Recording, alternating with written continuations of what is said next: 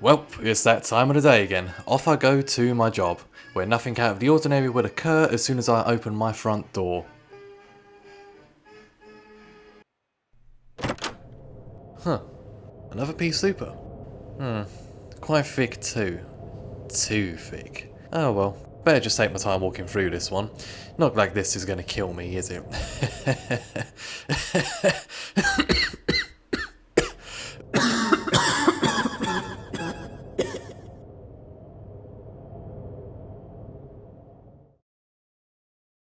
Oh boy, London, one of the most iconic cities in the world.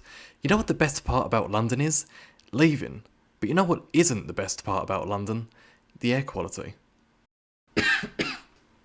Not to say the air quality of London is some of the worst in the world, because it's far from it, but London is no stranger to poor air quality and high levels of air pollution, as it experienced a little event known as the Great Smog of London. You can tell it was a big deal because they described it as great, and a great smog it certainly was, in its duration and its casualty rates. The Great Smog was an event that wasn't exactly sudden, but it wasn't exactly expected either, since smogs in London had been a thing since the 1200s, when air quality and pollution had begun to be seen as an issue at that point. And since then, people just got used to living with the occasional smoggy surprise. So smogs were typically expected in London back in the days of yore, but the severity of the smogs would not be expected, and a smog event that gets dubbed as the worst to happen in London was bound to happen down in the Big Smoke. It was only after the Industrial Revolution and its unforeseen consequences, along with London's population boom around the same time too, that smogs in London was being at their worst, accelerating what was seen as an issue before into a massive problem. And people at the time were aware of where the air pollution and smogs were coming from and what was causing it, which was down to this little guy right here. Coal. Back in the day, coal was used anywhere and everywhere simply because it was the best type of fuel, and Old King coal was the backbone to London, much like everywhere else in the world. It helped London prosper by being used for homes, industrial machinery, and being used to burn more coal, and no other fuel came close to being superior than this black sedimentary rock. And just look at all those smoke emissions coming out of them chimneys. That's how you know a city's thriving. And London was no exception to that. It was thriving both economically and with air pollution. And with all that air pollution, when the weather was just right, it would create smogs, or pea supers if you want to call them that, for proper English authenticity, on account of the smog's colour and thickness being similar to pea soup, which would linger on the ground level, being a hazard for visibility and health until it finally dispersed. The smog situation in London would continue all the way up until the Great Smog itself, even a little bit after, where air quality in the 1950s was still terrible.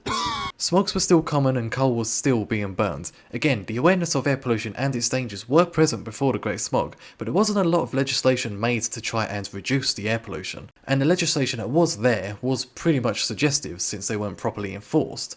But it would only be after the Great Smog when people were made aware of the full extent of the dangers of unchecked air pollution, and would be when long needed change would finally come, with regulations and laws that would be set in place to combat the London particular, to reduce the chances of something similar from ever happening again. But if there was going to be a dramatic change in opinion and action, then the disaster would need to come first. The Great Smog of London had lasted for a total of 5 days, beginning on the 5th of December 1952 and ending on the 9th of December. Prior to the smog, London was experiencing an unusually cold end of November and start of December, and all of that cold air was a good enough excuse for Londoners to burn some extra coal lying around, simply because, well, it's a bit chilly innit, clueless to the knowledge that the worst ever smog in London was coming. On the 5th of December, London had been hit with a temperature inversion, where cold air along the ground was trapped by the hot air above. And with this warm barrier, all of them emissions and smoke that would have normally flew up into the atmosphere to be a problem for future generations to deal with, would now just linger in London. As these poor quality coals were burning and the pollutants were flowing throughout the day, visibility was reducing, and as the day had gradually continued, the Great Smog was beginning. The following morning, the people of London woke up to find themselves in the densest smog the city ever had, and reacted in unison with a resounding Initially seeing the Great Smog as the quite thick smog, they didn't think much of it, as again, smogs in London were always common, so they couldn't see the problem with this one. And speaking of seeing, do you know what people could see in London during this time? That's right, not a lot. This smog wasn't thick just like previous ones, this was thick. Thick enough to cut, to eat, and to proceedingly choke on. Visibility across London was reduced greatly, all the way down to roughly a metre at best in some parts, which was only in the daytime. When it was nighttime, guess what they could see at that time? I'll give you a hint, it starts with an N and ends with a think. Correct, not a lot of things. Because it wasn't just your average everyday darkness, this was advanced darkness. Anything and everything around you would be impossible to see, since the streetlights were never designed to take on such thickness, making them useless. With the severity of this lack of visibility, for as long as the smog lasted, London laid in limbo. Everything that let the capital live, laugh and love was left on hold for the time being. Social spaces were closed on account of the smog seeping through into buildings, so even if you tried to escape the smog by staying at home, you were never truly safe. Sports events were postponed, which I'm sure you can guess why that would be, and most public transport was cancelled. Boats, planes and some buses and trains were stopped, except for the underground, that was still running, once again proving the tube drivers are the truly most oppressed people in London society, because even in life-threatening conditions they still couldn't get the time off work. But that didn't matter because the smog didn't enter the underground to begin with, so all was fine down there. All the while London was temporarily paused during the time the smog continued to linger, it never stopped people from going out into the smog, as yet again, people didn't think much of the smog initially. But if they weren't walking through the smog, they'd be shuffling along, being extra careful to not fall off curbs, slipping on the sludge left by the smog, or walking into lampposts or other people. If they didn't want to shuffle along, then they'd drive. Before they crashed into something or someone, realising that was stupid and dangerous, to then abandon their car where it was. It also never stops Londoners from trying to live life as normal, as if the smog was never there, even though it quite clearly was there wherever they looked. But if they did have to venture out into the uncertain, they adapted to temporary workarounds for their own safety while the smog was still flowing. Smog masks and improvised face coverings were a rise in use. Anyone who was still choosing to drive, mainly bus drivers, were guided with people holding flares and other strong light sources to guide their way through the roads, and people also chose to stay at home to try and avoid the smog as best as they could, despite the smog helping itself into their homes. And nothing's ever serious if it doesn't cause an increase in crime, which the smog did, for obvious reasons hopefully, mainly petty theft and burglaries, and it'd be surprising if anyone got caught with the smog being the best form of getaway, but it would be fun to think about how a police report could have went during this time. Now it's well and great that Londoners tried to live life like normal, despite the challenges that the Great Smog had created for its temporary stay in London. You've heard about how Londoners dealt with the smog, but now let's turn the tables. How did the smog deal with Londoners? What damage and health related issues did it bring to those who were unfortunate enough to live through this? It depends on which group of people you'd look to, really. The smog affected everybody, but in different severities. A healthy person would get affected with respiratory irritation caused by the smog, with typical coughing and wheezing, and a possible lifelong increased risk of other respiratory issues later on in life. But other than that, I'm sure they would be fine. Now, for the person with cardiovascular and or pre-existing respiratory problems, there's a high chance they'd be dead, or close to being dead, which was, unsurprisingly, the majority of fatalities during the Great Smog, and that also includes both young and old people. The effects of such magnitude and length of the smog were life-changing for those unfortunate enough to be affected by it. The inevitable lung infections that many caught from the smog, bronchitis, bronchopneumonia, could and would lead to hypoxia, severe breathing problems, and then death.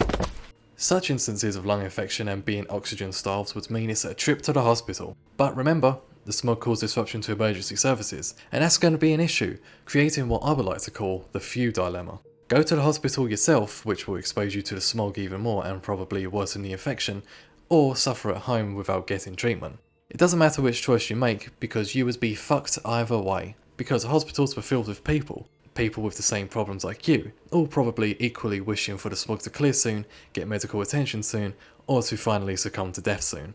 On the final day of the smog, the weather had finally changed and the smog was quickly dispersed from London, leaving behind the greasy entrails the smog had left on the buildings and the streets, but the smog had revealed a lot more than just that. The aftermath of the smog was just as severe for the initial event for Londoners. With the smog being the worst the city ever had, it's unknown how many people were affected with respiratory issues and illness during this time, but the government in 1952 estimates about 100,000 people were injured in some way from the smog, with estimates of dying from the smog being around 4,000 people. But that stat is debated, as another study done in the months after the Great Smog, and another in 2004, suggests that actually 12,000 people died, with the extra 8,000 coming from the weeks and months after the Great Smog, due to the long-term effects of respiratory illnesses on those who were unfortunate enough to catch it. After an immense smog far greater than any other, the people of London had looked to the government and called for change, to help them rise from this disaster and begin to turn this bitter moment into a turning point for the best of the city, which the said turning point against air pollution heads came just 4 years later. Wow, did it really take them that long to do something? Yeah, reaction may have seemed slow, and to be fair it was. The government didn't believe the smog to be as serious as it was because, say it with me now so I know you've been paying attention, Smog was common in London, and they were essentially part of the London aesthetic, so there wasn't much urgency initially, and it wasn't just a lack of initiative to take action, there was other factors at play. But when investigations did go underway, they would soon be quick to enact a long-awaited change, which the change has come in the form of government legislation, in the Clean Air Act 1956. The Act looks to reduce air pollution in ways that were the style at the time, by creating smoke control zones where only smokeless fuels can be used, shifting away from coal and use new upcoming fuel like gas and electric, with financial assistance to help those who want to convert to cleaner fuels, requiring new furnaces to be smokeless, and some other additional parts of the legislation here and there. All sounds well and good, and it certainly was. The Clean Air Act of 56 proved to be a major milestone in the fight against air pollution, and all forms of smoke and air pollution within the capital ceased to exist. Except it didn't. Whilst the Clean Air Act was certainly a milestone in air pollution and public health, the effectiveness of it against air pollution was pretty meh. Don't get me wrong, the Act did a good job at reducing smoke emissions, which was its main priority, get rid of the visible smoke, but never took into account for other pollutants too, ones that were invisible, so those weren't regulated. It also had an issue with being enforced, relying on the people of London to make the change to move over to cleaner fuels. But overall, the Act was very effective in doing what it was set out to do, and was a major step in enacting change to reduce air pollution altogether. However, the Act would be faced with challenge when a second smog hit London in 1962, 10 years after the Great Smog. Although this wasn't as bad, only having deaths somewhere in the mid-hundreds, it was still pretty bad, and that would mean the Act would need amending if it was ever going to make bigger improvements to the air pollution problem. And so the legislation was revised, improved on, and was come into the form of the Clean Air Act 1968.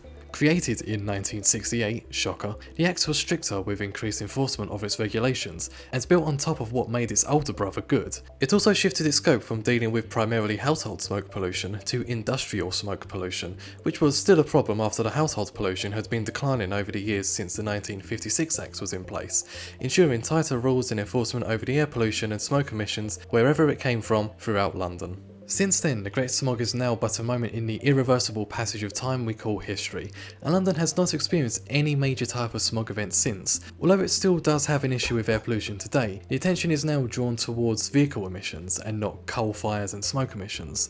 But London is still trying to reduce those pollution levels, with policies and implementations like greener transport, improving current public transport, heavier regulations on emissions, and the city's famous ULEZ, to name but a few. And despite the challenge it is, London is still fighting that fight to reduce those emissions. Although smogs still occur in London, they're nowhere close to being severe as they once were, and it's events like this that have led London to move in the right direction in terms of reducing air pollution. Despite how terrible the Great Smog was, it has made modern London all that slight better to live in, without the surprise of catching an inflamed respiratory system from inhaling burnt air. Obviously, the result of the Great Smog wasn't going to be an all-out campaign to stop air pollution for good, because that's beyond impossible. But if there wasn't a wake-up call for change when the Great Smog occurred, then who knows how worse air quality in the present day would be.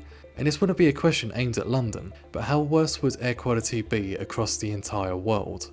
1952 was only 73 years ago, so it could definitely be a lot worse. Luckily, that's an alternate universe we don't live in. Instead, we live in the alternate universe where such a place like London exists. Ugh.